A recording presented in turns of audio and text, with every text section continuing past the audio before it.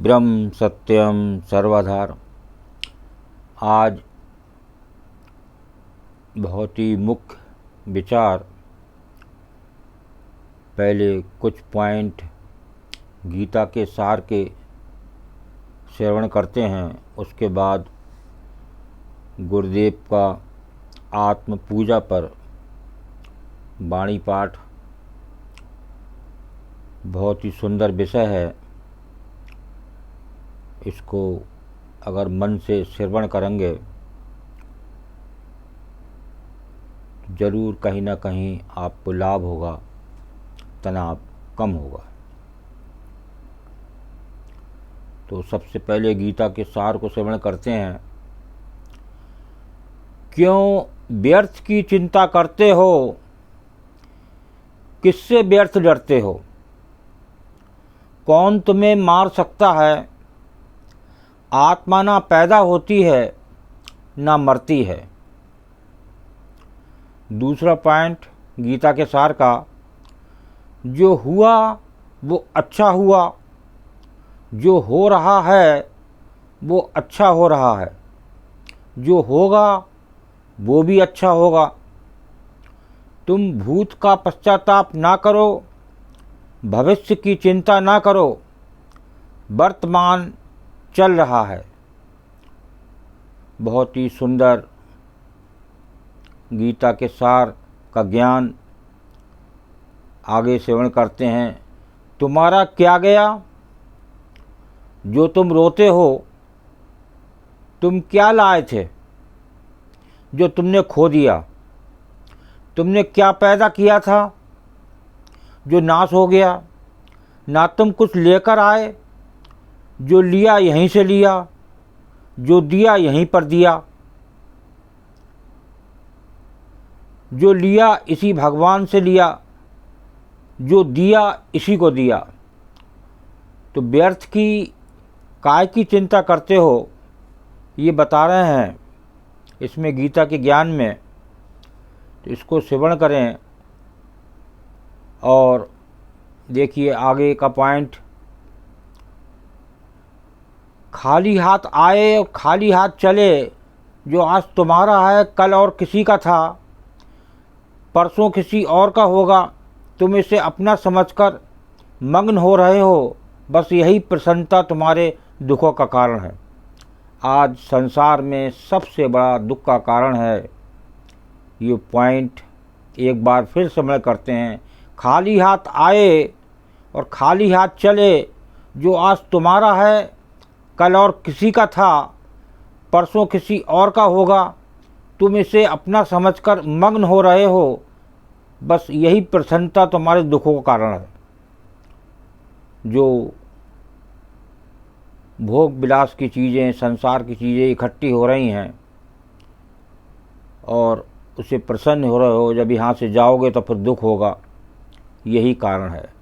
आगे, परिवर्तन संसार का नियम है, जिसे तुम मृत्यु समझते हो वही तो जीवन है। एक क्षण में तुम करोड़ों के स्वामी बन जाते हो, दूसरे ही क्षण में तुम दरिद्र हो जाते हो। मेरा तेरा छोटा बड़ा अपना पराया मन से मिटा दो, फिर सब तुम्हारा है, तुम सबके हो।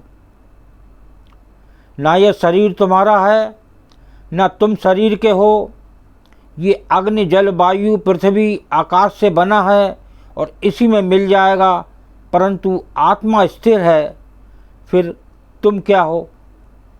बहुत ही सुंदर पॉइंट लास्ट में और श्रवण करते हैं।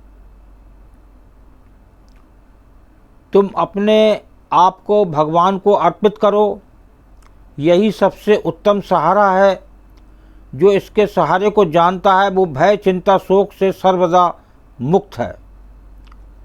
तो देखिए, ये आपने अभी पॉइंट गीता के श्रवण करे। अब गुरुदेव की आत्म पूजा पर वाणी देखिए क्या बयान कर रही है। बहुत ही सुंदर वाणी, एक एक शब्द पर ध्यान दें। देह मिथ्या सत आत्म जाता, नाम सिमर के भयो रंग राता, ज्यों ज्यों मन आत्म को पूजे, मिटे विकार तृष्णा सब बूझे, देह से भिन्न कर सत तत् सूझा, एको पछान से आनंद गर बूझा, निज स्वरूप में लीन समाई, आनंद स्वरूप आत्म दर्शाई।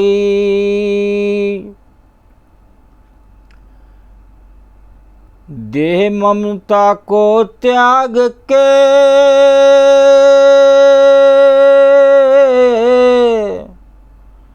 आत्म पूजे जोए,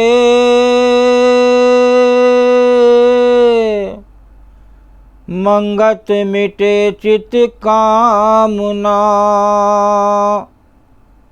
पूर्ण ज्ञानी होए।